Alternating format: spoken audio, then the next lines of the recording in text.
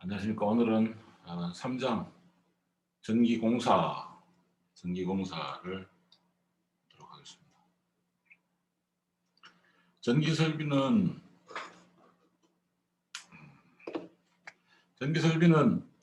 전기 에너지를 소비하는 부하 설비까지 전기 에너지를 잘 전송하기 위한 그러한 설비라고 할 수 있고요. 전기 에너지를 어떻게 하면 안전하게 또 효율적으로 부하 설비까지 보낼 수 있을까? 그것이 관건이죠. 기본적으로 전기가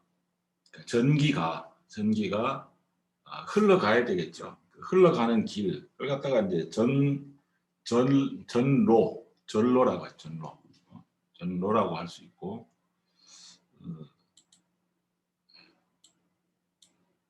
전로라고 할 수 있죠. 그다음에 그 전로가 뭐가 담당하냐? 전선이 담당을 하죠. 그러면 전기공사는 뭐냐? 전선을 설치하는 거죠. 전선을 설치. 근데 전선을 이렇게 설치하는 거. 그걸 갖다가 전선을 배치한다. 그래서 배선 설비 이렇게 얘기할 수 있습니다. 배선 설비. 근데 그냥 전선만 설비를 했을 때 그 전선이 오염되거나 훼손되는 경우도 많아요. 동물이 그 전선 피복을 오염시키거나 훼손하거나, 설치류라고 하는 게 설치가 이를 간다는 동물이에요. 토끼, 그다음에 쥐 이런 걸 갖다가 설치류라고 하죠. 걔들은 이빨을 계속 갈아줘야지 됩니다.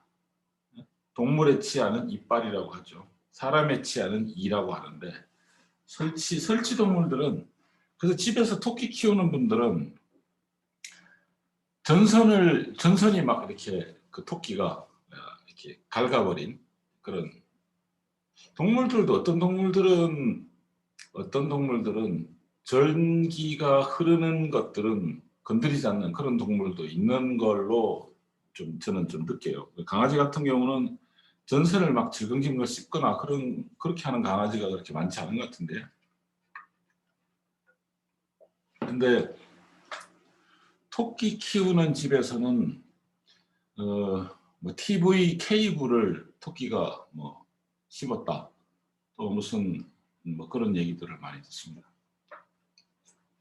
그래서 또는 이제 공장 사업장 같은 경우는 작업을 하다가 작업 중에 이제 어떤 날카로운 어떤 작업 도구라든지 또는 큰 공장에서 작업하는 어떤 그 공작 기계라든지 그런 것들이 전선을 건드려서 이제 전선을 이제 훼손하는 그런 경우가 발생을 합니다. 실제로 그런 이유로 그런 이제 훼손된 전선을 사용을 하다가 캣타이어 케이블이 훼손된 거예요. 그런 건 줄 모르고 그런 이동용 전기기구죠. 이동용 핸드 드릴이라든지 이런 걸 쓰다가 그것이 감전이 돼서 사망한 사례들이 있습니다. 좀 적지 않고 좀 있어요. 그래서 그런 경우를 막기 위해서 관에다가 넣어줍니다. 관. 그래서 이제 그 관을 배치한다. 배관공사도 하는 거죠. 전선을 그 관 속에다가 넣어주는. 그 관의 종류도 여러 가지가 있습니다. 관도 스테인리스도 있고, 또 이제 PVC 싸죠. 그런 거는 PVC에다가 넣기도 하고, 큰 버스함에다가, 그러니까 돌아다니는 버스 말고요. 이제 전기공사를 위해서 설치하는 그런 버스 덕트, 그런 보호할 수 있는 금속 또는 PVC 관을 설치하고 그 안에다가 이제 전선을 이렇게 넣어서 그렇게 배관 또는 배선 공사를 합니다. 그래서 이런 공사를 할 때 또 여러 가지 이제 기준이 필요합니다. 여기 이제 교재를 보면 부하 설비에 전원을 공급하려면 부하 설비, 전기 에너지를 소비하는 설비를 말하는 거죠. 전기 에너지 여기서 써요. 사용하기 위해 이제 전기 에너지를 사용하는 곳에다가 전원을 공급해 주려면, 자, 전기를 쓰려면 뭐 이런 얘기인데 이렇게 복잡하게 써놨습니다. 자, 전기를 사용하려면 이런 뜻이에요. 부하 설비에 전원을 공급하려면 배관 및 배선 설비가 필요하고, 신호나 방송 등의 약전 설비나 제어 기기를 작동시키기 위해서도 배관 및 배선 설비가 필요하다. 방송하거나, 그죠? 또는 모터 또는 무슨 스위치를 작동시키기 위해서도 그곳까지 배관, 배선을 설치해야 된다, 이런 얘기죠. 배관, 배선 공사란 뭐냐? 배관을 조영제는 이제 건축물의 벽을 말해요.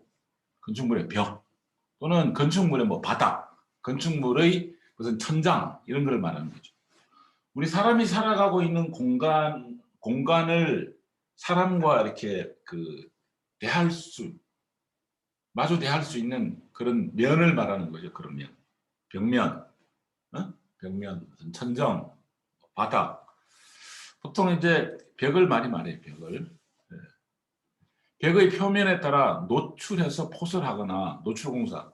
그 벽면에다가 이렇게 설치를 하거나 그런 뜻입니다. 노출해서 포설하거나, 콘크리트 등으로 매입하거나. 콘크리트는 거푸집을 만들고 사각형의 직사의 거푸집을 만들고 그 안에다가 콘크리트 이제 비벼놓은 콘크리트를 막 집어넣잖아요. 그때 관을 그 안에다가 이렇게 넣어가지고 콘크리트 속에 공간을 만들어요. 그리고 그 안에다가 전선을 집어넣는 거죠. 이런 것 갖다가 매입 공사를 합니다. 콘크리트 속에 이제 전선을 넣는 이중천정 내부 이런 거. 그래서 조영제 벽면 위에 그냥 벽면에 하거나 콘크리트 속에 넣거나 천정에 들어가는 그러한 배관을 넣고 그 배관 속에 전선을 넣어서 전선을 보호하는 겁니다. 그래서 전기공사는 그 관의 재료에 따라서 금속관 공사, 합성수지관 공사, 가요전선관 공사, 플로덕트 공사, 셀룰러 덕트 공사 이렇게 분류가 됩니다.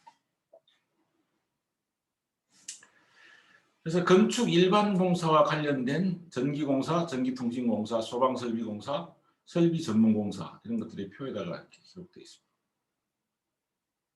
전기공사는 전선을 배치하는데 그 전선을 보호하기 위한 배관공사와 배선공사, 그거를 일컬어서 전기공사 이렇게 말을 합니다. 자, 시설 장소와 배선 방법, 옥내냐, 옥측이냐, 옥외냐, 그거에 따라서, 그 다음에 이제 사용 전압이 400V 미만인 경우는 3-2에 400V 미만의 전압을 사용을 할 때 배선을 어떻게 되는가? 그러니까 여러 가지가 있죠. 애자 사용 배선. 그러니까 이거는 전선에다가 그냥 벽면하고 이렇게 거리만 띄워주는 겁니다. 애자가 전선이 벽에 닿지 않게 해주는 역할을 하는 게 애자거든요. 금속관, 그다음에 합성수지관, 가요전선. 이게 관이 휘는 걸 말해요. 가요전선관은 그 금속관이요, 이렇게 꾸불꾸불 이렇게 마음대로 휘어지는 거, 그런 걸 말해요. 몰드 알죠? 몰드 이렇게 길게 알루미늄으로도 되고 또 합성 수지로도 된 금속 몰드는 이제 저거고, 몰드는 우리 벽에다 붙이거나 바닥에 붙이거나 그렇게 하죠. 접착제가 붙어 있기도 하고. 몰드의 소재가 금속인 경우는 견고하죠. 합성 수지 몰드는 좀 싸죠. 덕트, 플로우 덕트, 셀룰러 덕트. 플로우 덕트 많이 되어 있는 곳은 여러분들 PC실, 컴퓨터가 많잖아요. 컴퓨터 많은데 거기 각각에다가 전기를 다 이제 공급을 해야 되니까 그래서 안전하게 그 컴퓨터 여러 대에 전원을 공급하고 그렇게 하기 위해서 플로우 덕트를 하죠. 셀룰러 덕트, 금속 덕트, 뭐 라이팅 덕트, 버스 덕트, 케이블 배선, 케이블 트레이 배선 이런 것들이 있습니다. 그래서 배선 방법이에요. 400V 미만의 시설 장소와 배선 방법. 그래서 건조하냐, 습기가 많냐 이런 거. 은폐 장소 보이지 않는 곳에 넣을 때요.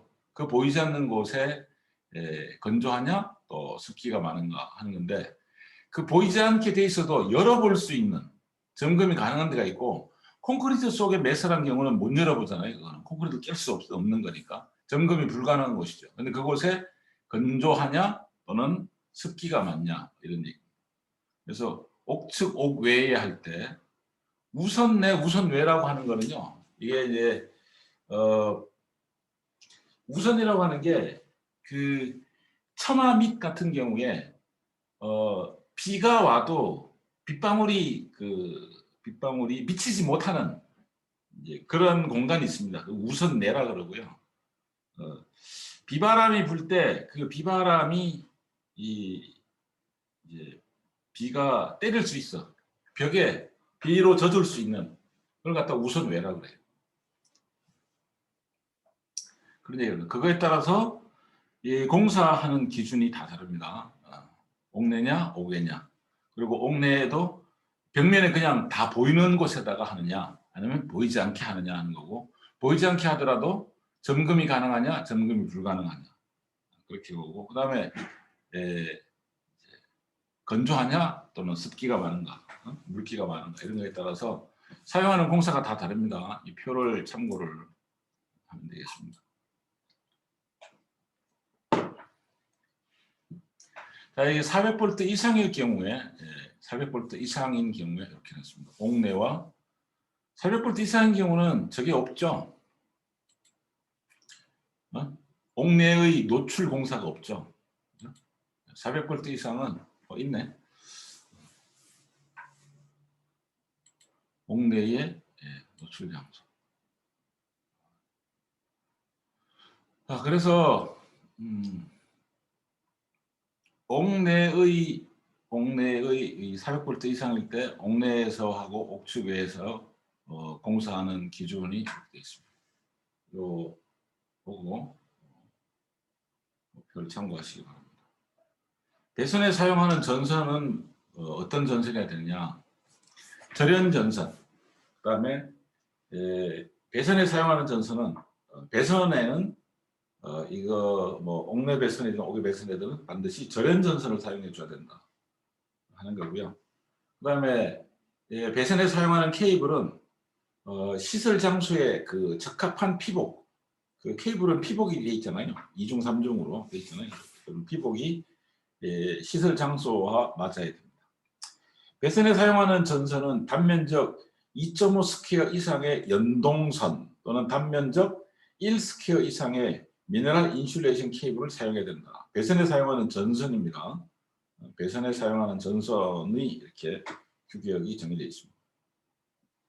전광 표시 장치, 출퇴 표시 등 기타와 유사한 장치 또는 제어 회로 등에 사용하는 배선에는 단면적 1.5 스퀘어 이상의 연동선을 사용하고 자동 차단 장치가 있는 단면적 0.75 스퀘어 이상의 다신 케이블을 사용합니다. 자, 전선과 전선을 이어줄 때를 말합니다. 전선 접속 시 유의사항. 전선의 전기 저항이 증가하지 말아야 된다. 접속 부위에서 전기 저항이 이렇게 증가하는 일이 없도록 해야 됩니다. 전선의 강도가 20% 이상 감소되지 않아요. 전선과 전선을 연결해 줬을 때 그 강도가 너무 이렇게 연결 강도가 약해지면 안 된다. 접속 부의 절연 전선의 절연물과 동등 또는 그 이상이어야 된다. 이렇게 말이죠. 그 전선과 전선을 연결했을 때, 그래서 이런 주의사항을 가집니다. 더 있죠. 전선의 색별로 삼상 4선식일 경우에 흑이 R이고 빨간색이 S고 청이 T이고 백색이 중성선이다. 접지색은 녹선이다. 전선의 그 병렬 사용, 옥내의 교류 회류에서 전선을 병렬로 사용하는 경우에 여기 나와 있는 이 사항을 고려해야 된다. 각선의 굵기가 동 50스퀘어 이상, 알루미늄 80스퀘어 이상이어야 되고 이러한 동일한 도체, 굵기, 동일한 길이가 되어야 됩니다. 공급점, 수전점에서의 전선의 접속은 동구의 각 전선을 동일한 터미널 리그에 완전히 접속하고 터미널 러그는 동일한 도체에 2개 이상의 리벳 또는 2개 이상의 나사로 헐거워지지 않도록 확실하게 접속해야 된다. 전류의 불평형을 초래하지 아니하도록 한다. 전류의 불평형이라는 거 뒤에다 얘기하겠습니다. 병렬로 사용하는 전선은 각각 퓨즈에 장치하지 말아야 합니다. 그래서 전기 공사를 하는데 당연히 전선의 길이가 무한대로 있는 건 아니잖아요. 그죠? 전선의 길이가 유한하죠. 전선과 전선을 연결해주는 그런 것을 할 때 주의점을 얘기를 했습니다. 굵기, 전선은 단면적 2.5스퀘어 이상 되어야 된다. 그런 거고요. 접속할 때 그 접속 부위에서 전기장이 증가하지 않도록 해줘야 되고 전선 피복하고 같은 재질의 피복을 그 접속 지점에 이렇게 해주는 것이 좋다. 그 얘기를 하는 거예요. 좋다가 아니라 그렇게 해야만 한다라는 거죠. 그래서 공사의 종류 첫 번째 애자 사용 공사, 애자 사용. 이것을 우리가 내가 나이가 지금 한국 나이로 55세인데 우리가 어릴 때는 가정집의 집 안에 애자 사용 공사에 의해서 배선한 집들이 되게 많았습니다. 굉장히 많았습니다. 네, 굉장히 많았습니다. 방 안에 또는 집 안에 전기줄이 이렇게 보입니다. 근데 그거 벽하고 붙여놓은 전선이 벽에다가 딱 그대로 붙어 있으면 안 되거든요. 그래서 벽하고 약간의 그 간격을 띄기 위해서 사용하는 것이 애자입니다. 애자 사용 공사에서는 당연히 사용하는 것은 절연 전선을 사용을 합니다. 애자는 절연성, 나연성, 내수성이 좋은 거죠. 절연성. 애자는 전기보다. 보통 세라믹이죠. 세라믹. 도자기 소재이죠. 도자기와 같은 소재. 전기 안 통하니까요. 그리고 그 불에도 안 타요. 또 애자가 물에 젖는다고 해서 뭐 녹아버리거나 깨지거나 그런 것도 없어요. 그래서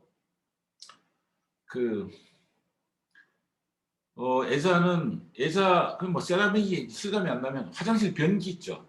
화장실 변기 그 소재하고 같아요. 화장실 변기로 사용하는. 그다음에 세면대로 사용하는 그거하고 같습니다. 그게 뭐 불에 의해서 이렇게 형태가 바뀌지 않죠.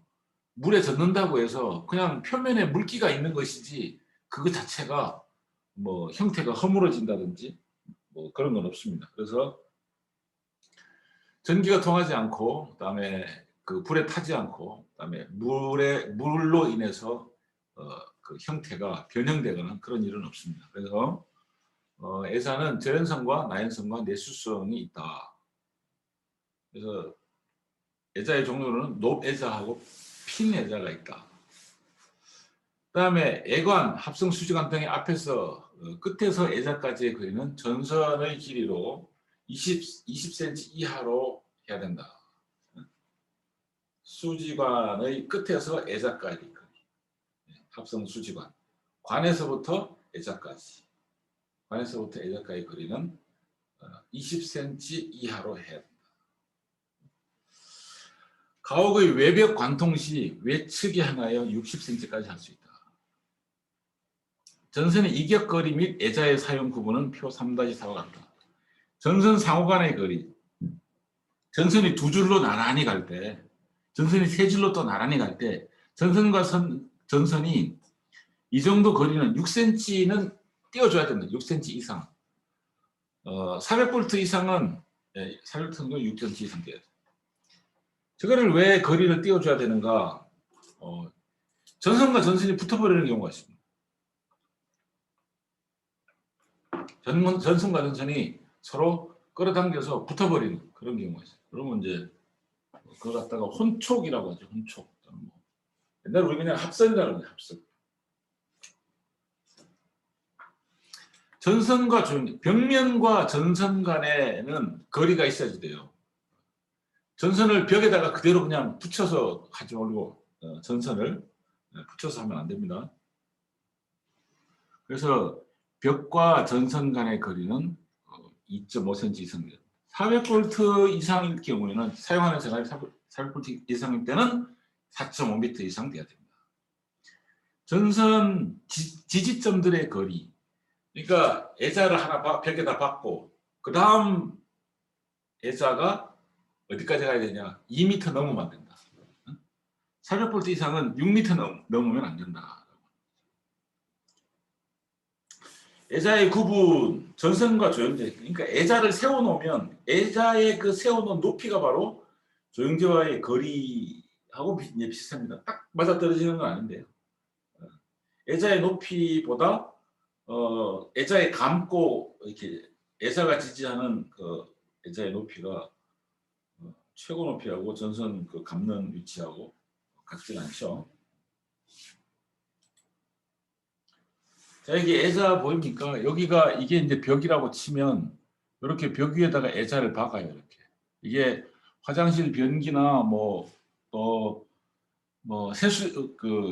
세면대 그 재질로 생겼습니다. 이건 위에서 본 겁니다. 이렇게 위에서.